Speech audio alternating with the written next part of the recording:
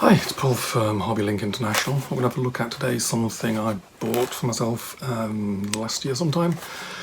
Took a while to get it because it's quite a rare thing. Basically, I used to work on these aircraft in the Royal Air Force. So this is a 1/48th Puma from Scaleworx in South Africa.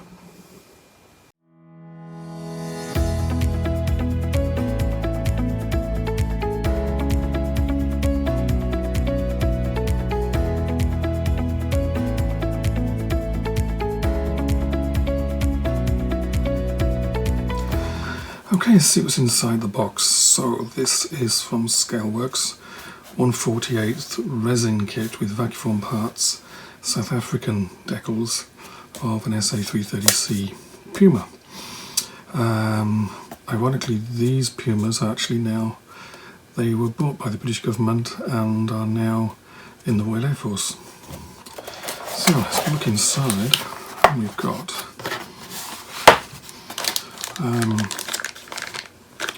platform, that's the canopy. Well, basically the canopy is, it's actually the front part of the aircraft, which includes all the clear parts. Let's have a look, see. So it seems it's a bit warped, but not too bad. I can straighten that up with a bit of hot water. But it is quite thin, and detail is not incredibly strong, if you know what I mean. So in here, that looks like blades. I'll just take all the bits out. There's the South African decals. Oops.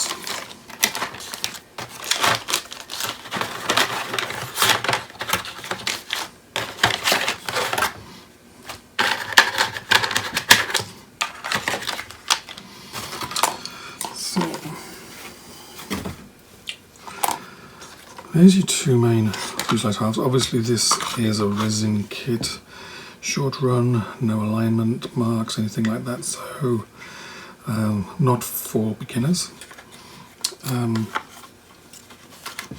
So that looks pretty neat. Let's go through this. So these are vents. Basically the engines sit inside there and they're like vents to let air in and out.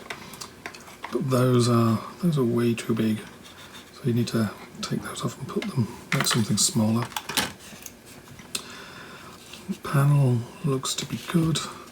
That's where you plug the hydraulics in, ground hydraulics. Panels on the bottom. These are good. If you're doing the Royal Air Force, would make it a Royal Air Force one, and these have got to go. And fit the correct tails to the bottom. Obviously that's where the load hook hangs out the bottom, there's undercarriage.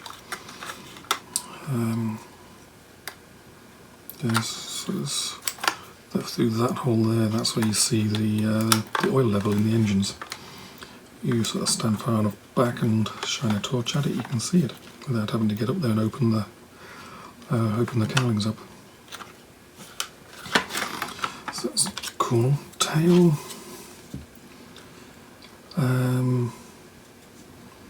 That looks okay. This detail looks good. Should be some raised detail here as well that you might need to add on. And there should be a bit more of a cutout in here, I think, as well. Cockpit floor. So that goes that, basically a bit like that, very roughly. Hard to talk about. It looks like all this is going to come out, and that is roughly where it's going to sit in there, like that. See if I can get it like, yeah, something like that anyway. Seats sit there, that's the instrument panel just there. Not too bad. The Air Force ones basically had wooden floors, wooden boards painted with grey anti-slip paint in here, and the one in the middle where the load hook was usually wasn't fitted. So let's see what we've got here.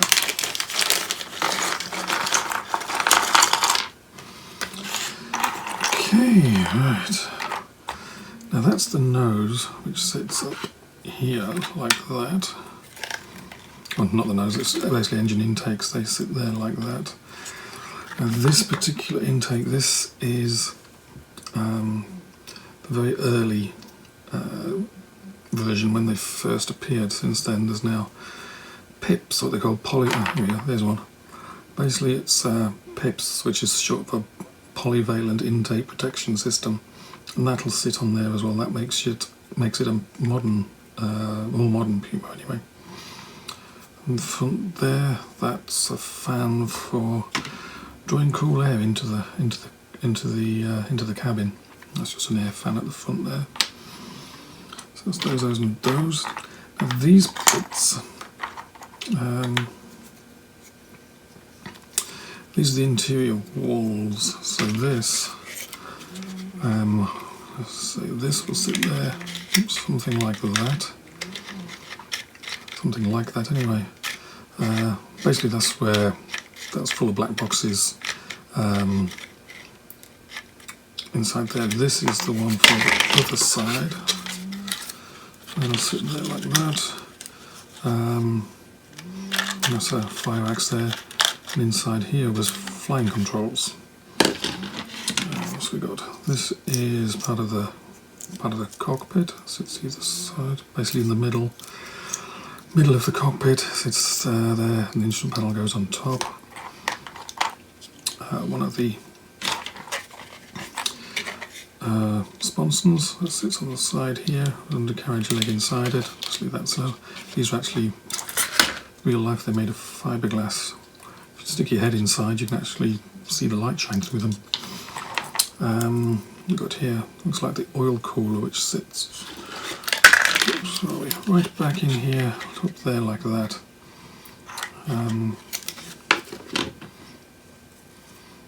So normally you could see through that. Oh no, tell a lie. What have we got here? Oh no, those are the engines. That's the engine out exhaust. That'll sit in there like that. I'm being all ham-fisted. So that'll sit there like that. With the canopy closed, you're not going to see much detail on the engine, so that's kind of okay. Gearbox. That's going to sit there a bit like that, main gearbox. There's generators, a couple of pumps sticking on the back of it. These, not too sure just yet. One pilot seat. For the Air Force versions, these look a bit too bulky. These side bits wouldn't be here. It's a very basic seat. We're just made from basically metal tubes. That's the other air, the original air intake that you would block off with this, or the engine air intake. So that's those bits. Oh, and this bit looks like it's gonna. That's what they sit there. Once you've trimmed this resin off, obviously, that'll sit on there like that. That's the intake. That's actually a grill. In real life, you can see through that and see the fan behind it, just blowing cool air in. So let's move that right away a bit. And this lot, what have we got? Looks like two undercarriage legs. That's the main one. That's the nose one. 2 wheels. Bit of trimming there. 2 doors. That way up. This little bit had a plastic cover over the top of it. and there was like a little triangle inside there. Basically it was the emergency release for all the doors. Pull that and the door will fall on you. This goes on the tail, sticks in from this side, there's the hole, that'll slide in there like that. Should be some little aerials that go off the back, I think 3 of them if memory serves. These are obviously for the blades. That looks like it's, oh, that's the overhead panel in the cockpit. So once we get it together, that's going to be sitting up there like that. Yeah, might need to do something with that. Mind you, nobody will see it where it's positioned anyway, unless they've got like a dental mirror and a flashlight. Off the top of my head, not too sure what those are just yet. And here we have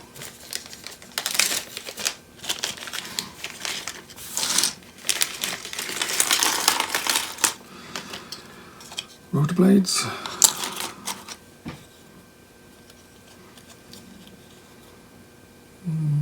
Not sure yet.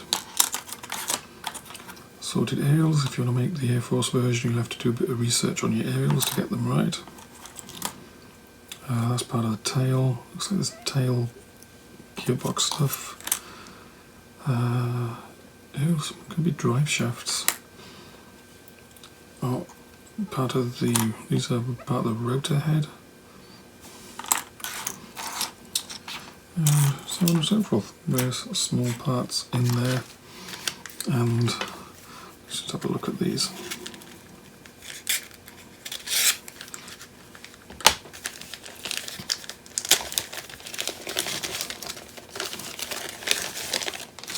There you go. 4 main rotors. Pretty good. Lots of trimming to happen with them. And these bits, these, actually you only need 1 of these, and they go here. Basically you trim that bit out, make a circle, and that's like a clear part that goes there instead. So they'll basically it's supposed to be an emergency exit, but I don't think anybody would ever use it. There's a load of stuff stored back there.